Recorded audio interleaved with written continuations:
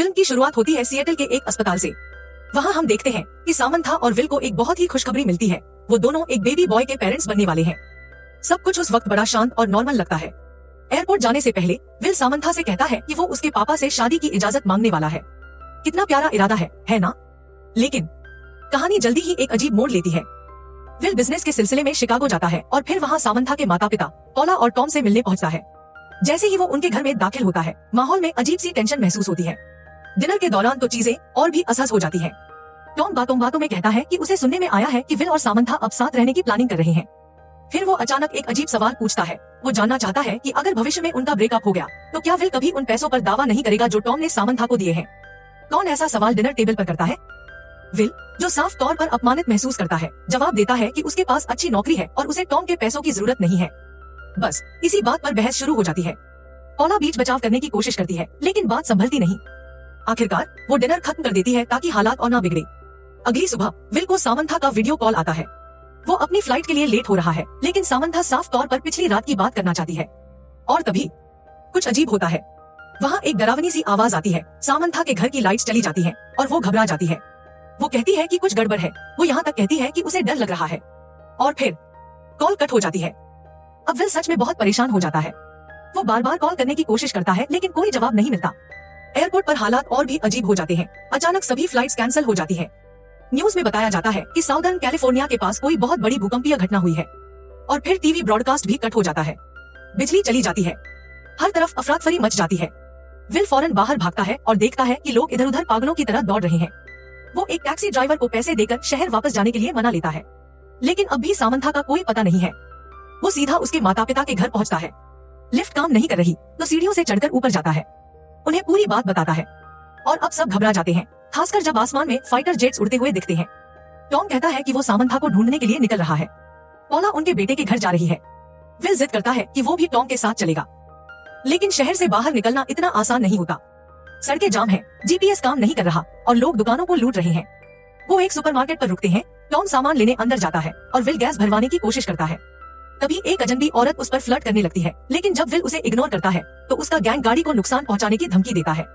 Time पर Tom बाहर आता है, उन्हें पैसे देने का नाटक करता है और फिर अचानक एक बंदूक निकालकर उन्हें डरा देता है। विल हैरान रह जाता है, क्या तुम्हारे पास बंदूक थी इस पूरे टाइम? टॉम बस इतना कहता है, कम से कम गाड़ी तो हमारे पास है ना। जैसे तैसे वो शहर से बाहर निकलते हैं तो उन्हें मिलिट्री की एक चेक पोस्ट मिलती है। टॉम समझाता है कि उन्हें अपनी बेटी तक पहुंचना है। सोल्जर्स उन्हें जाने देते हैं। रास्ते में वो मिलिट्री से भरे हुए ट्रेनों को पश्चिम की ओर जाते हुए देखते हैं और तभी दोनों को एहसास होता है ये सब कुछ जो हो रहा है वो जितना उन्होंने सोचा था उससे कहीं ज्यादा बड़ा है। उसी शाम उन्हें एक पुलिस की गाड़ी रोक लेती है। विल बाहर निकलता है ये सोचकर कि सब ठीक है, लेकिन टॉम को तुरंत अजीब सा एहसास होता है। असल में वो पुलिस वाला नकली होता है। जैसे ही वो बंदूक निकालता है, टॉम तुरंत कार को रिवर्स में डालता है और उस नकली पुलिस वाले की गाड़ी से टकरा देता है। विल वापस कार में कूदता है और दोनों तेजी से भाग जाते हैं, जबकि वो नकली पुलिस वाला गोलियां चलाने की कोशिश करता है, लेकिन असफल रहता है। और जब लगता है कि इससे बुरा कुछ नहीं हो सकता, वही नकली पुलिस वाला अपनी गाड़ी में उनका पीछा करने लगता है। और टॉम, वो विल से कहता है, बंदूक उठा। अचानक वो नकली पुलिस वाला उनकी गाड़ी को पीछे से जोर से टक्कर मारता है। टॉम ड्राइव कर रहा होता है और किसी तरह गाड़ी को कंट्रोल में रखता है, लेकिन माहौल एकदम पागलपन भरा है। वो आदमी अब उनकी बगल में आ जाता है और विल उस पर गोली चलाने की कोशिश करता है, लेकिन गड़बड़ कर देता है। असल में उसे तो बंदूक लोड करना भी नहीं आता। हाई स्पीड चेस के बीच टॉम को उसे तगड़ा क्रैश कोर्स देना पड़ता है। अब तो दोनों गाड़ियां आपस में टकरा रही हैं। आखिरकार टॉम सड़क के किनारे खड़ी एक पुरानी कार को देखता है और चालाकी से उसे नकली पुलिस वाले की गाड़ी से टकरा देता है। समस्या हल हो गई, लेकिन बस एक पल के लिए, क्योंकि तभी कुछ हिरण अचानक सड़क पर आ जाते हैं। टॉम गाड़ी को घुमाता है ताकि उन्हें टक्कर न लगे, लेकिन गाड़ी सीधे नीचे खाई में गिरती है और एक पेड़ से टकरा जाती है। और अब सोचो कौन वापस आता है? हाँ, वही नकली पुलिस वाला।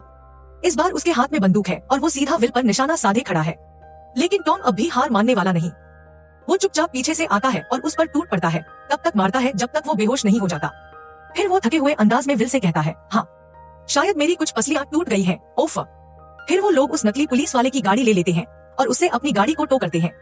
अगली सुबह वे एक अजीब से ट्रेलर पार्क में पहुंचते हैं, जहां लोग उन्हें घूर रहे होते हैं जैसे कि वो वहां के नहीं है। एक गैराज में उनकी मुलाकात रिक्की नाम की मैकेनिक से होती है, जो उनकी गाड़ी ठीक करने को तैयार होती है।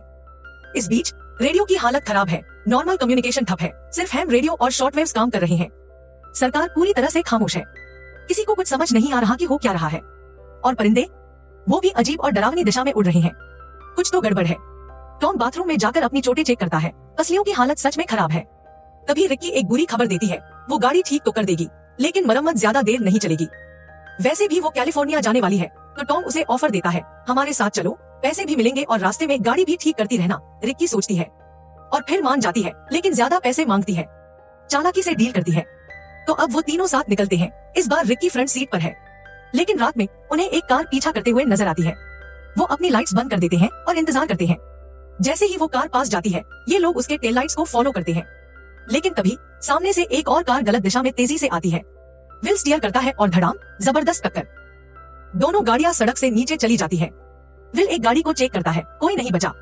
रिक्की दूसरी गाड़ी को देखती है, उसमें एक औरत मर चुकी होती है। उसका पति बस किसी तरह जिंदा है, कुछ बड़बड़ा रहा है, पर उसकी हालत नाजुक है। रिक्की और विल उसे हॉस्पिटल ले जाना चाहते हैं, लेकिन टॉम फौरन मना कर देता है।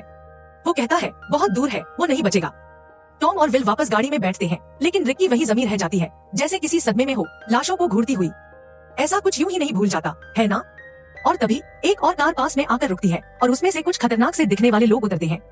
टॉम की सिक्स्थ सेंस एक्टिव हो जाती है, वो तुरंत गाड़ी स्टार्ट करता है, लेकिन विल, जो अब भी दिल का अच्छा इंसान है, उसे रिक्की को लेने के लिए कहता है।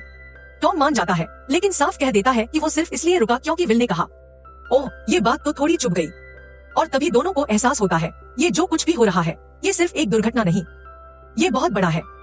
रिक्की को गुस्सा आ जाता है और वो कहती है कि अब वो उनकी कार ठीक नहीं करेगी। और सही भी है।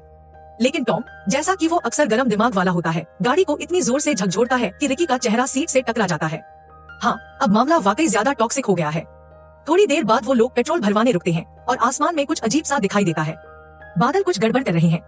फिर धड़ाम, एक बिजली का कड़कड़ाता झटका एक पोल पर गिरता है और एक जबरदस्त तूफान शुरू हो जाता है।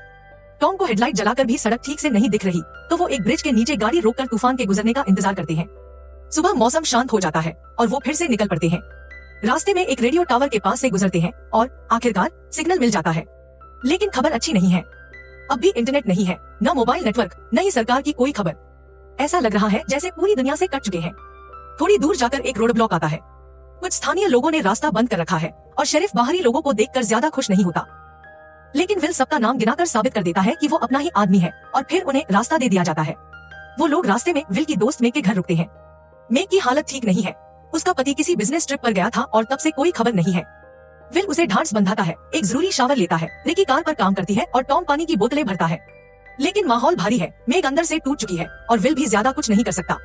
इस इमोशनल ब्रेक के बाद वो लोग फिर से सफर पर निकल पड़ते हैं। और फिर कुछ अजीब होता है, उन्हें एक क्रैश हुआ मिलिट्री प्लेन दिखता है। रिक्की सोचती है कि कहीं इसे मार गिराया गया हो। यहीं से डर धीरे धीरे दिल में बैठने लगता है। बाद में वो एक वाटर पार्क पहुंचते हैं और सप्लाई ढूंढने का फैसला करते हैं। रिक्की सोचती है कि क्यों ना थोड़ा तैर लिया जाए और पूल में कूद जाती है, लेकिन तुरंत ही पता चलता है कि पानी उबल रहा है। ये दुनिया को हो क्या गया है? तभी एक मिलिट्री हेलीकॉप्टर ऊपर से उड़ता है और सवाल और बढ़ जाते हैं। अंदर देखा तो सब लूटा हुआ है, नकदी नहीं, टायर कटे हुए। लेकिन चलो, पेट्रोल तो है। टॉम की चोट की वजह से वो पेट्रोल के डिब्बे नहीं उठा पाता, तो विल उसकी मदद करता है। उस रात कुछ अजीब होता है। जैसे ही वो एक और एंटीना के पास से गुजरते हैं, उनके फोन अचानक बजने लगते हैं। कहीं से सिग्नल आ जाता है। टॉम को समैंथा का एक वॉइसमेल मिलता है। वो मैसेज पूरी तरह साफ नहीं है, स्टैटिक से भरा हुआ है, लेकिन उसमें आई लव यू की आवाज सुनाई देती है, फिर कट जाता है। टॉम पाउला को कॉल करने की कोशिश करता है, लेकिन कोई फायदा नहीं। फिर वो देखते हैं कि कुछ लोग सड़क पर चल रहे हैं, खांसते हुए। हवा में धुआं भर गया है। आगे जाकर दिखता है कि पूरा इलाका जल रहा है। रिक्की पीछे लौटने को कहती है, लेकिन विल जानता है कि कोई और रास्ता नहीं है। वो धुएं और राख से होकर आगे बढ़ते हैं। और फिर एक और मोड़। एक औरत सड़क किनारे खड़ी मिलती है, उसकी गाड़ी का टायर पंचर है। रिक्की और विल उसकी मदद करना चाहते हैं, लेकिन तभी धात, कुछ हथियारबंद लोग अचानक हमला करते हैं। असल में उन्होंने उस औरत को फंसाने के लिए खड़ा किया था। वो लोग इनका पेट्रोल छीन लेते हैं और जब विल विरोध करता है तो उसे धक्का देकर गिरा देते हैं। टॉम बंदूक निकालने की कोशिश करता है, लेकिन उसकी चोट की वजह से वो दर्द में गिर जाता है। वो सब लाचार है। रिक्की से जबरदस्ती टैंक भरवाने के बाद हमलावर सारा पेट्रोल चुरा लेते हैं और तेजी से भाग जाते हैं। विल उस औरत को लिफ्ट देने की पेशकश करता है, लेकिन वो मना कर देती है। उसका कहना है कि वो अपने बेहोश पति के साथ रहना चाहती है। इसके बाद क्या होता है? एक जबरदस्त कार चेस शुरू होती है, धुएं के बीच। हमलावर गोलियां चलाने लगते हैं। विल उनकी कार में टक्कर मार देता है। टॉम, जो बस किसी तरह जिंदा है, बंदूक रिक्की को दे देता है। रिक्की कुछ बार मिस करती है, लेकिन आखिरकार टायर पर गोली मार देती है, जिससे उनकी गाड़ी पलट जाती है। रिक्की दौड़कर पेट्रोल के डब्बे लेने जाती है, लेकिन उनमें से एक आदमी उसे जाने नहीं देता। वो पूरी ताकत से लड़ती है और एक डब्बा वापस ले आती है। तभी विल देखता है कि पेट्रोल लीक हो रहा है और वो चिल्लाता है, भागो। कुछ सेकंड बाद हमलावरों की गाड़ी फट जाती है। वो सब बच जाते हैं, लेकिन अंदर से हिल जाते हैं। रिकी टूट जाती है। उसे एहसास होता है कि उसने लोगों को मार डाला। विल और टॉम उसे समझाते हैं कि उसने उनकी जान बचाई, लेकिन फिर भी वो उसे अकेला छोड़ देते हैं। उसे वक्त चाहिए। सूरज निकल आता है, लेकिन रिकी अब तक कार के पास नहीं लौटी। विल सामंथा को पुकारता है, लेकिन कोई जवाब नहीं मिलता। उसके सामान भी गायब है। तभी टॉम कबूल करता है कि शायद उन्हें उसे साथ नहीं लाना चाहिए था। जैसे जैसे सफर आगे बढ़ता है, हालात और बिगड़ते जाते हैं। टॉम खांसते खांसते खून निकालने लगता है। साफ है कि उसकी हालत गंभीर है। रास्ते में उन्हें एक बड़ा एक्सीडेंट साइट मिलता है। टूटी गाड़ियां और एक पूरी ट्रेन तक पड़ी है। विल पेट्रोल की तलाश में निकलता है, जबकि टॉम इंतजार करता है। लेकिन जब वो वापस आता है, टॉम तड़प रहा होता है। उसे सांस नहीं आ रही। पता चलता है कि उसके फेफड़े जवाब दे रहे हैं। विल घबराता नहीं। वो सुई लेकर टॉम की छाती में चुभा देता है, जिससे दबाव निकलता है। टॉम फिर से सांस ले पाता है। सफर जारी रहता है। टॉम, जो जानता है उसका समय कम है, विल से कहता है कि सामंथा का ध्यान रखना। इस बीच एक भावुक पल आता है। दोनों अपने परिवारों की बातें करते हैं और पहली बार टॉम कहता है कि उसे लगता है विल एक अच्छा इंसान है। फिर वो एक बड़ा राज खोलता है। उसे पता है कि सामंथा प्रेग्नेंट है और उसे यकीन है कि विल एक अच्छा पिता बनेगा। उस रात वो एक पुल पर गाड़ियों के बीच से गुजरते हैं। तभी कुछ हथियारबंद लोग उन्हें रोकते हैं। विल बताता है कि टॉम की हालत खराब है, उसे इलाज चाहिए। वो लोग कहते हैं कार आगे लाओ, लेकिन विल को शक हो जाता है, ये जाल है। वो पीछे हटता है। दो आदमी बाइक पर उनका पीछा करते हैं। विल बाकी लोगों पर गोलियां चलाता है। शानदार ड्राइविंग के साथ वो दोनों बाइकरों को क्रैश करवा देता है, लेकिन आगे रास्ता एक ट्रक ने रोक रखा है। टॉम गोलियां चलाने लगता है। विल कार घुमाकर ट्रक को धक्का देता है और ट्रक किनारे जा गिरता है। वो किसी तरह पुल पार कर जाते हैं, लेकिन फिर एक दुखद मोड़। ये सब कुछ टॉम के लिए बहुत ज्यादा हो जाता है। वो कार की पिछली सीट पर चुपचाप दम तोड़ देता है। विल कार रोकता है, बस बैठा रहता है। टॉम की लाश को देखता है, सोचता है। फिर वो आगे बढ़ता है, लेकिन रात को कार बीच सड़क में खराब हो जाती है। निराश और टूटे हुए दिल से विल कार में आग लगा देता है और टॉम के शव को भी। एक आखिरी अलविदा। अगली सुबह विल पैदल निकल पड़ता है। वो गाड़ियों को हाथ देता है, लेकिन कोई नहीं रुकता। आखिरकार एक परिवार रुकता है। ड्राइवर कहता है कि वो उसे तभी लिफ्ट देगा अगर विल अपनी बंदूक दे दे। विल बंदूक सौंप देता है। सफर के दौरान वो रेडियो ऑन करने की कोशिश करते हैं, लेकिन कोई सिग्नल नहीं है। आखिरकार वो एक घर पहुंचते हैं। ये विल के पिता का घर है। विल उस परिवार को वहीं रहने की पेशकश करता है। कुछ घंटे सोने के बाद विल एक डील करता है, तुम सारा सामान ले जाओ, बदले में मुझे अपनी कार दे दो। आदमी मान जाता है। जाने से पहले विल अपनी बंदूक वापस लेता है और बस अब वो फिर से निकलने के लिए तैयार है। आखिरकार विल सिएटल पहुंच जाता है, लेकिन वहाँ सब कुछ बर्बाद हो चुका है। आसमान से राख बरस रही है, चारों ओर छोड़ी हुई गाड़ियां पड़ी हैं और पूरा शहर किसी नरक से गुजर चुका लगता है। तबाही के बीच चलते हुए उसे एक फायर ट्रक दिखता है। वो उसमें से एक गैस मास्क निकालता है और पैदल ही आगे बढ़ता है। रास्ते में उसे कई कारें मिलती हैं, जिनमें अब भी लाशें पड़ी हैं। साफ है कि इस जगह पर बहुत बड़ा कहर टूटा था।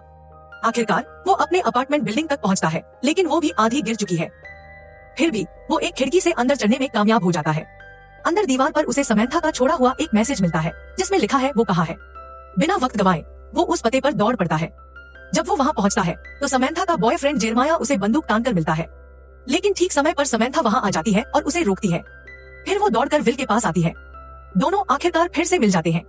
वो अब थोड़ी राहत पाते हैं और विल समंथा को उसके डैड टॉम के बारे में बताता है और कहता है कि अगर वो साथ न होते तो शायद वो यहाँ तक कभी नहीं पहुँच पाता।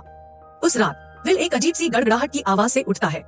वो बाहर जाता है और आसमान में नॉर्दर्न लाइट्स देखता है, बेहद खूबसूरत पर अजीब भी। समंथा और जेरमाया बाहर अलाव के पास बैठे हैं, तो विल भी उनके पास बैठ जाता है। फिर वो शहर में जो कुछ हुआ उसके बारे में बातें करने लगते हैं। बताया जाता है कि एक बहुत बड़ा भूकंप आया था और आखिरी मिनट पर पुलिस ने सबको खाली करने का आदेश दिया था, लेकिन जेरमाया को ये कहानी झूठ लगती है। उसका मानना है कि तट पर कोई न्यूक्लियर बम गिरा और किसी वायरस ने पावर ग्रिड को ठप कर दिया। विल को ये सब सुनकर अजीब लगता है, लेकिन जेरमाया लगातार अपनी बात पर अड़ा रहता है, यहाँ तक कि वो विल की बंदूक देखने की बात करता है, जो कुछ गड़बड़ लगती है। बाद में समंथा अकेले में विल को बताती है कि उसे भी बम वाली बात पर यकीन नहीं है। दोनों को आखिरकार कुछ पल अकेले मिलने का मौका मिलता है, लेकिन फिर सब कुछ फिर से अजीब हो जाता है जब विल देखता है कि जेरमाया उसकी कार के पास कुछ छेड़छाड़ कर रहा है। अगली सुबह जेरमाया अपने बीती रात के बर्ताव के लिए माफी मांगता है, कहता है कि वो शराब के नशे में था, लेकिन विल उससे कार वाली बात पर सवाल करता है। जेरमाया कहता है कि उसने कुछ लड़कों को कार से चोरी करने की कोशिश करते देखा था। वो जंगल की तरफ भाग गए थे। फिर दोनों मिलकर उन्हें ढूंढने निकलते हैं, लेकिन उन्हें सिर्फ हिरण ही मिलते हैं। तभी विल तय करता है कि अब समंथा के साथ यहाँ से निकलने का समय आ गया है और वो जेरमाया को भी साथ चलने के लिए कहता है। लेकिन तभी माहौल पूरी तरह बदल जाता है। जेरमाया कहता है कि समंथा यहाँ रुकना चाहती है और फिर अचानक बंदूक तान देता है, जैसे वो कुछ करने ही वाला हो। लेकिन विल देर नहीं करता, वो पहले ही गोली चला देता है। लेकिन चैन की सांस लेने का भी वक्त नहीं मिलता। एक भयानक काली धूल भरी आंधी की तरह का तूफान तेजी से उनकी तरफ बढ़ रहा है। विल समैंथा को पकड़ता है और दोनों तेजी से कार में बैठकर भागते हैं, तूफान के पीछे पीछे। मूवी वहीं खत्म होती है। दोनों भाग रहे हैं उस डरावने तूफान से जान बचाने की कोशिश में। और सामने क्या है कोई नहीं जानता।